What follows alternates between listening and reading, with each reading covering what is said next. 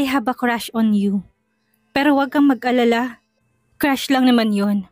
Well, who doesn't? Bukod sa sobrang gwapo mo, may mabuti ka pang puso. Since childhood, sanay na si Kyoto na makarinig ng mga confession sa iba't ibang mga babae.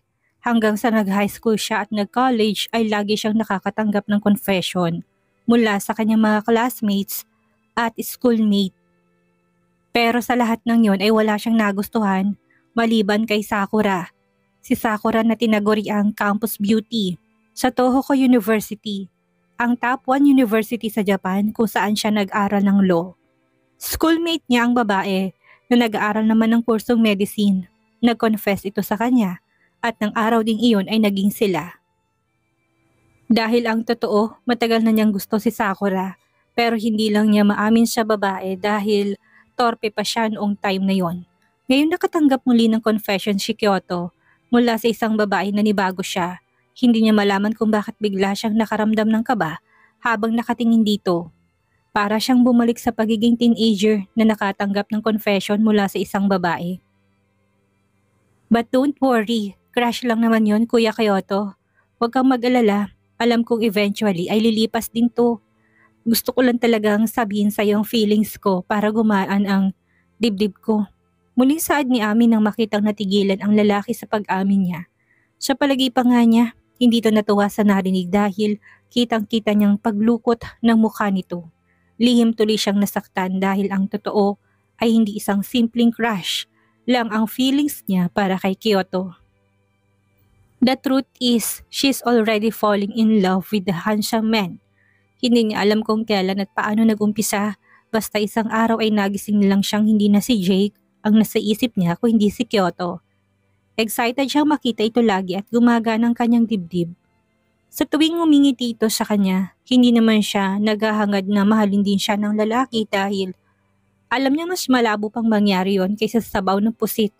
She was happy that she had at least admitted how she felt so that if the day came when they had to leave that mansion, she would have no regrets. I appreciate you sharing your feelings with me. It was brave of you to do that and I really value your honesty. However, I don't feel the same way about you. And I'm sorry to say that I don't have romantic feelings for you. Diretsang sagot ni Kyoto sa babae. He needs to be honest and doesn't want to give Ami false hope. Right now, the breakup between him and Sakura is still fresh in his heart. It still hurts for him to see her married with someone else. Si Sakura ang first girlfriend niya na akala niya makakatuluyan niya sa huli. Pero nauwi lang ang lahat sa wala. Pero hindi naman niya isinara ang kanyang puso para sa panibagong relasyon. Hindi nga lang siya sigurado kung kailan yun mangyayari. Speaking of Sakura, matapos nilang magkita ay nagdesisyon siyang iuwi ito sa bahay ng mga magulang nito. Ayaw niya ng gulo at hindi siya ang tipo ng tao na maninira ng isang relasyon. Kaya sa halip na sundin ang gusto nitong mangyari ay ginawa niyang tama. Masakit para sa kanya na nararanasan ng babaeng pinakamamahal niyang bagay na yon. Pero wala siyang ibang magagawa. Labas na siya sa kung anumang nangyayari sa mga to. At wala na siyang kaugnayan pa sa babae. Samantala, itinago ni Ami ang disappointment at sakit na nararamdaman niya. Inaasahan na niyang isasagot nito pero still, hindi niya akalain na ganun pala kasakit ang ma-reject. O okay lang, naintindihan ko naman kaya hindi mo kailangang mag-sorry. Sad ni Ami na pinilit na ngumiti sa lalaki. Namayan niyang pansamantalang katahimikan sa pagitan ng dalawa na para bang nakikiramdam lang ang mga ito sa isa't isa. Hanggang si Ami na ang tuluyang bumasag ng katahimikan dahil feeling niya ay maiiyak siya ng mga sandaling iyon. Sibat na muna ako, Kuya Kyoto. Kakausapin ko pa kasi si nanay at explain ko pang lahat. Maiwan na kita. Bye-bye. Tuloy-tuloy na sabi ni Ami saka mabilis na tumalikod at nagmamadaling umalis sa lugar na yon. Hindi na niya hinayaan pang makasagot si Kyoto dahil baka umatungal lang siya sa harap nito. Nang ilang metro ng layo ni Ami ay sa kanya pinakawalan ang mga luha na kanina pa nagbabadya. Parang ulan yon na walang tigil sa pagbuhos. Pero kailangan niyang tanggapin na hindi lahat ng mahal natin ay mamahalin din tayo pabalik. Lalo pat may ibang laman ang puso nito.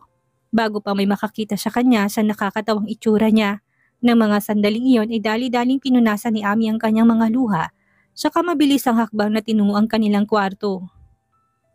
Nag-decide siyang sabihin na lahat sa kanyang nanay ang totoo, lalo nang tungkol kay Harold Bajaras.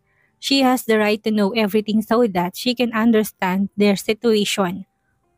Sa kabilang dako naman, nakarating na kay Harold Bajaras ang plano ng mga pulis na pag-aresto sa kanya.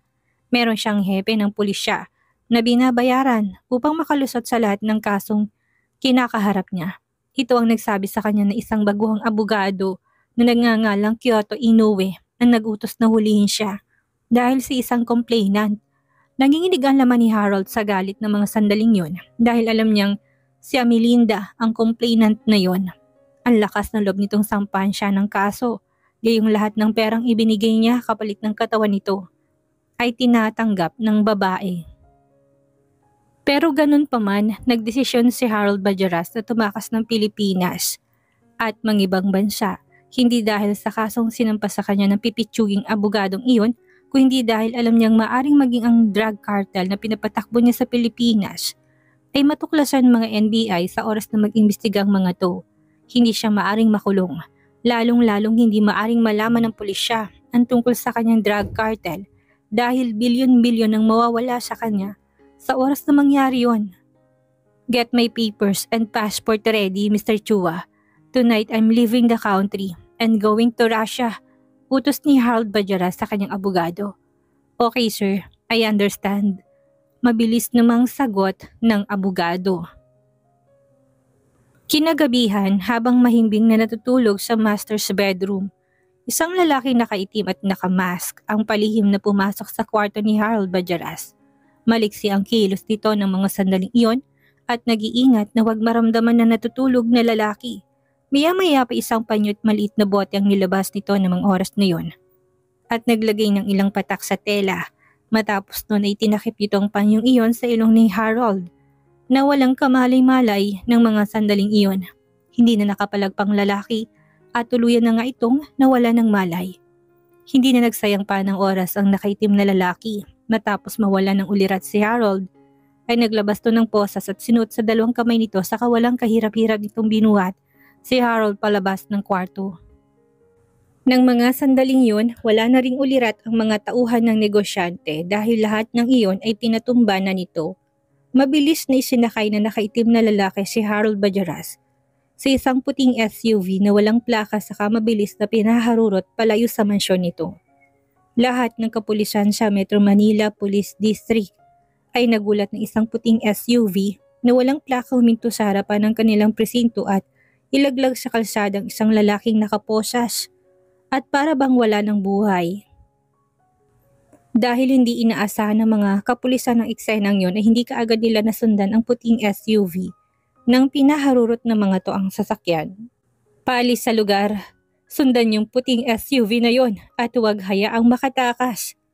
I call the police on standby in nearby areas to conduct a checkpoint. Utos ng hepe ng pulisya. Copy sir, sakay ng mga service car ay mabilis na tumalilis sa mga pulis at sinundan ang puting SUV. Ang iba naman inatira ikagad na sinaklolohan ng lalaking kasalukuyan nakabulagta sa kalsada. Ang buong akala ng mga naroon ay patay ng lalaki pero nung lapitan nila ito ay nagulat sila nang makitang si Harold Bajaras yun. Sir, si Harold Bajaras ang taong ito, Chief. Nalaki ang mga mata ng hepe nang makitang si Harold Bajaras nga. Ang lalaki hinihulog sa harapan ng kanilang presinto. Ang plano pa naman nila ay dakipin ito ng gabing iyon bukod sa nakaposas ng mga kamay, wala nang iba pang pasa o sugat ang makikita sa katawan ng lalaki. The chief thought that the man in the SUV that brought them to Harold Bajaras also had a secret grudge against the businessman. So he decided to take the unconscious man to the precinct. Ipasok niya sa loob para ma-interrogate. Utos ng hepe sa katumalikod na at nauna nang pumasok sa presinto. Yes sir. Maya-maya pa'y pagkaupo ng hepe sa swabber chair ay tumunog ang kanyang cellphone. Mabilis niyang sinagot ng tawag ng isa sa kanyang mga tauhan. Chief, may problema. What is it? Tanong ng hepe sa galit na tinig. Nakatanggap ako ng tawag mula kay SPO4. Madelon habang hinahabol nilang SUV ay dumiretsyong sasakyan sa tulay at sumabog. Ano? Mr. Inoue, nakatanggap ako ng balita mula sa Metro Manila Police District. Isang puting SUV ang nagdala kay Harold Bajara sa presinto. Right now, he's in the interrogation room and being investigated. Pagbabalita kay Kyoto ng inupahan niyang detective. Kasalukuyan siyang nandoon sa study room sa mansyon, kasamang detective at ang assistant na kanyang daddy, na best friend din niya, si Seichi. Hindi nalala yung edad nito sa kanya at parang kapatid ng turingan nila sa isa't isa dahil ang daddy na niya ang nag-aruga sa lalaki simula nang maulila ito. Sino raw ang tao may gawa noon? Nahuli ba? Usisa ni Kyoto na ang tinutukoy ang taong sakay ng SUV na nagdala kay Harold Bajara sa presinto. Unfortunately, habang hinahabol ng mga pulis ang SUV, ay bumangga ito sa tulay at nahulog. Anang detective. I see, tumangutang ang ani ni Kyoto. Good job, Detective Cruz. Makakaalis ka na. Dagdag pa niya siya makipagkamay. Inabot naman yun ng detective at saka nakipagkamay. Okay, mauna na ako Mr. Inoue. Nang makalabas sa study room ang detective ay saka binalingan ni Kyoto ang kaibigang si Seichi. Wala ka pa rin kupas. Nakangisi niyang papuri dito. Umangat naman ang gilid ng labi ni Seichi sa narinig. Ako pa ba? Alam na alam mo yan bro. Puno ng confidence na sagot naman ito. Ang totoo ay si Kyoto ang may kagagawa ng pagdukot kay Harold Bajaras para dalhin sa presinto. He knew the police to arrest him at his residence. Kyoto knew that he would plan to leave the Philippines to escape the multiple charges filed against him. Kaya naman bago pa mangyari yon ay inunahan na ni Kyoto ang lalaki. Ang plano niya ay siya mismong gagawa ng pagkidnap kay Harold, pero nang malaman yun ng kanyang best friend ay nagpresenta itong gawin yon. Bukod kasi sa pagiging assistant at lawyer na tulad niya, si Seichi ay personal bodyguard din ng kanyang daddy. Ang daddy niya na dating member ng Yakuza, ang personal na nag-train dito para sa trabahong yon. Kaya nga naging napakadali lang para dito na pasukin ang mansyon ni Harold Bajaras. At patumbahin ang lahat ng tauhan nito. By the way, nalaman kong nag-confess sa'yo si Amelinda. Nakangising panunukso ni Seichi sa kanya. Nang marinig yon ay sumeryoso ang anyo ni Kyoto. Saka dinampot ang baso naglalaman ng wine na kanina pa nila pinagsasaluhan. I rejected her. Aniya saka sumimsim ng alak at tumingin sa floor-to-ceiling window. Why? Ayaw mo ba siya kanya? Dahil sa past niya? Or dahil mahal mo pa si Sakura? Dahil sa tanong na yon ay inarap ni Kyoto ang best friend saka sumagot. I don't care about her past. Pero wala akong romantic feelings para sa kanya dahil parang little sister lang ang tingin ko sa kanya. Sagot niya sa kamuling lumagok ng wine. And to your question about Sakura, yes, I still love her and what happened still hurts me. Pag-amin pa niya sa kaibigan. Bumuntong hininga naman si Seichi sa pag-amin ng best friend. I understand you bro. Hindi biro ang pinagsamahan niyo ni Sakura. Pagsang-ayon nito. Pero kailangan mo mag-move on bro. Wala namang masama kung hanggang ngayon. Nasasaktan ka pa rin dahil normal lang yan. It's normal to get hurt and cry because we're human and we have feelings. So go on, just feel the pain. But the end of the day, you have to be strong. You have to move on. You need to accept the fact that your relationship with Sakura is over bro. You need to love yourself and focus on self-growth. Pag nagawa mo yon, marirealize mo na may mas deserving pang babae para sa'yo. Seryoso at tagos sa pusong pagpapayo ni Seichi sa matalik na kaibigan. Malay mo, nandyan lang pala sa tabi-tabi. Hirit pa nito saka humalakhak. Iiling-iling na lang si Kyoto sa huling sinabi ng kaibigan. Saka muling lumagok ng natitirang wine sa baso. Kahit papaano ay gumaan ang loob niya dahil sa pag-uusap na yon. Wala kasi siyang ibang mapagsabihan ng bagay na yon dahil ang kapatid niyang si Seiko ay alam niyang may pinagdadaanan din. Close naman sila ng kanyang daddy. Pero bihira lang siyang magsabi pagdating sa usaping puso. Kadalasan kung hindi si Seichi ay si Kata na pangalawa niyang kapatid ang kinakausap niya. Yun nga lang sa ngayon ay nasa Japan ito at busy sa pamamalakad ng kanilang kumpanya. Bakit bro? Hindi ka ba nagagandahan kay Amelinda? Panunukso pa ni Seichi. Kung mas nauna ko lang siyang nakilala sa kapatid mo, baka siyang niligawan ko. Ngisi-ngisi pang dagdag nito. Hindi maintindihan ni Kyoto kung bakit nakaramdam siya ng puting inis sa kaibigan ng marinig yon. At para saan naman ang inis na yun, Kyoto? Tanong niya sa isipan. Bakit hindi mo siya ligawan? May sisters already rejected you, right? Aniya kay Sechi habang nakaarko ang makakapal na kilay. Well, pinag-iisipan ko nga. Single naman ako at single din siya. Why not, hindi ba? Sagot naman ni Sechi habang tumangutango. Pero ang totoo, gusto lang niyang malaman kung anong magiging reaksyon ng best friend niya. At nagtagumpay nga si Sechi sa gustong mangyari dahil kitang-kita niya kung paano sumama ang mukha nito matapos niyang sabihin ng bagay na yon. What? Iritableng tanong ni Kyoto nang makitang nakangisi ang gago niyang kaibigan sa kanya. Nang mga sandaling iyon pagkatapos itong sabihin na gusto nitong ligawan si Ami. Wala naman, kitang-kita ko kasi sa mukha mo na parang galit ka bro. Nagsiselos ka ba? Nakangising tanong pa ni Sechi. What? At bakit mo naman ako magsiselos kung liligawan mo siya?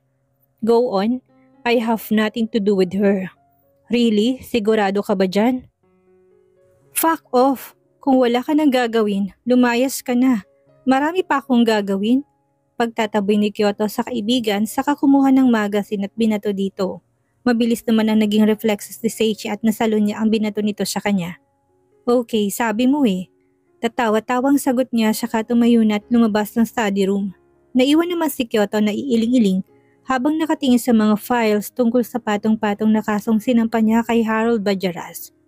Tulad ng rape, physical abuse at grave threats. Hindi pa kasama doon ang iba pang kaso nito tungkol sa drug cartel na diskubring ng mga pulisya.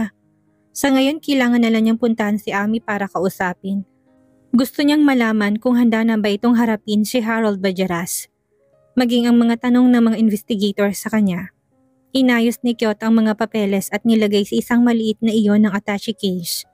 Matapos noon ay inayos niya ang sarili bago lumabas ng study room. Habang naglalakad sa pasilyo ng second floor, patungo sana sa kwarto ni Ami ay narinig niyang malakas na halakhak na ang kaibigang si Sechi na tila ba may kausap ito. Hindi maintindihan ni Kyoto kung bakit sa halip na tumuli siya ay mabilis siyang nagtago sa isang sulok at parang tanga na nakinig sa usapan ng mga to. May kutob kasi siyang si Ami ang kausap ng magaling niyang kaibigan. Shit, what I'm doing? Patuloy na tanong ni Kyoto sa kanyang sarili habang ang tenga ay nakikinig sa mga to. Kung liligawan ba kita, papayag ka? Tanong ni Sechi sa dalaga habang nakangisi. Ha? Bakit naman? Napahinto si Ami sa akmang pagsasalita nang biglang sabihin niya si Sechi na tila ba may tinuturo sa likuran. Kumunot ang kanyang noo dahil hindi niya yun maintindihan. Kaya ang ginawa ng lalaki, kinuha nito ang phone at nag-type doon ng kung ano.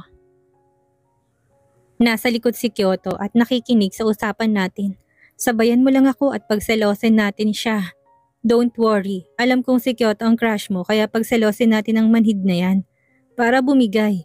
Saad ni Seichi sa message na tinype nito sa cellphone saka kumindot pa sa kanya.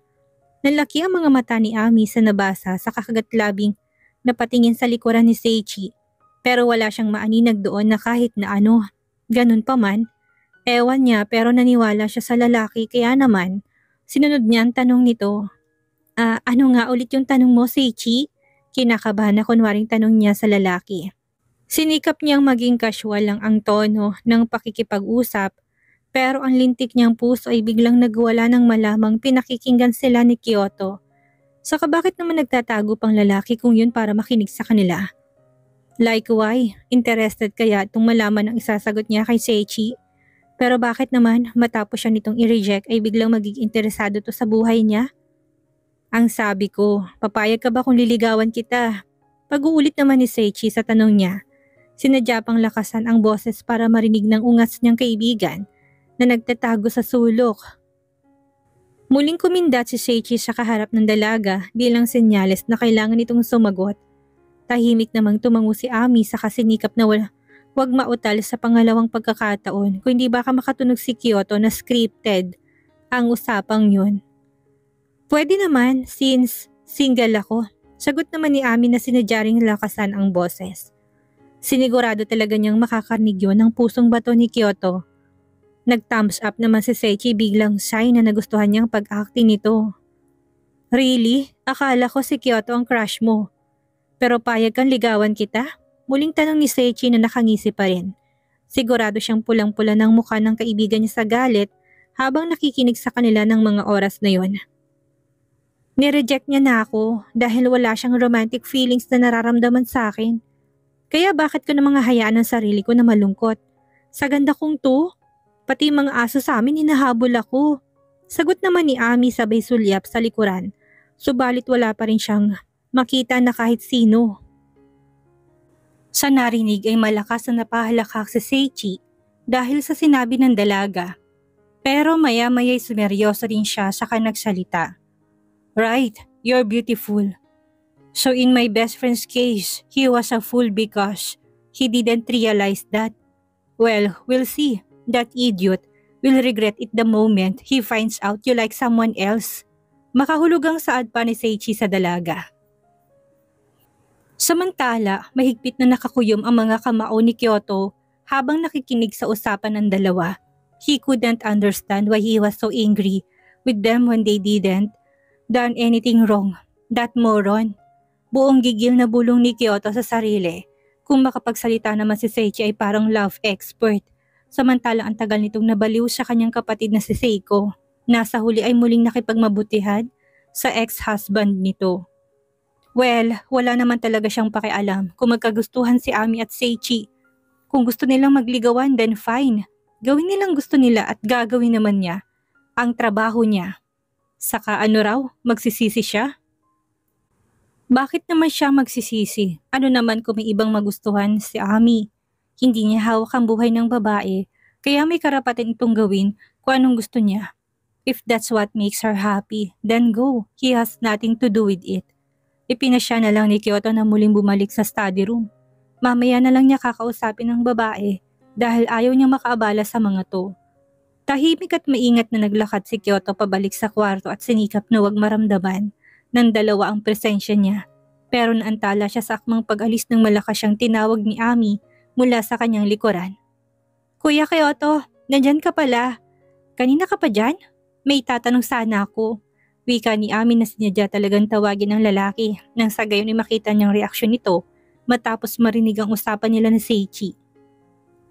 Napilitan namang humarap si Kyoto sa dalaga at sinikap na maging blanco lang ang ekspresyon. Wala rin siyang pakialam kung nandun pang ungas niyang kaibigan. Magpapanggap na lang siya na walang narinig sa mga pinag-usapan ng mga to. Yes, what is it? Kasual na tanong ni Kyoto nang humarap sa babae. Sa seryosong anyo, nakahinga siya ng maluwag na makitang wala na si Seichi. Siguro ay umalis na ito kanina pa. Nakaramdam naman ng panlulumo si Ami. Matapos makita ang ekspresyon ng lalaki na parabang patay mali siya lang ito sa mga narinig. Ni walang kahit na anong pagsiselos ang makikita sa mukha nito at sa tingin pa nga niya ay lalong naging cold ito sa kanya. Itatanong ko lang sana kung anong hindi masundan ni Ami ang sasabihin dahil ang totoo ay wala naman talaga siyang itatanong sa lalaki. Gusto lang talaga niyang makita ang reaksyon nito matapos marinig ang eksena kanina. Kunot nung tanong naman ni Seichi na tila ba naiinip. Sorry, nakalimutan ko na Kuya Kyoto. Paghingi niya na sorry sa lalaki. Sige, aalis na ako. Come with me. Kailangan nating magpunta sa presinto ngayon. Nahuli na ng mga pulis si Harold Bajaras at kailangan nilang ang statement mo. Puto ni Kyoto sa sinasabi ng dalaga. Sa narinig ay nalaki ang mga mata ni Ami sa sobrang tuwa dahil sa magandang balita. Talaga? Thanks God! Bulalas ni Ami sa kawalang ano-ano'y lumundag papalapit sa binata at yumakap. Ang saya-saya niya dahil finally ay nahuli na rin ng mga pulis ang hayop na si Harold. Mapapanatag ng kanyang loob dahil alam niyang mabubulok na ito sa bilangguan. Thank you so much Kuya Kyoto. Utang ko sa iyo ang lahat. Taos-pusong pasasalamat niya sa hindi mapigilan ang sarili na mapaiyak.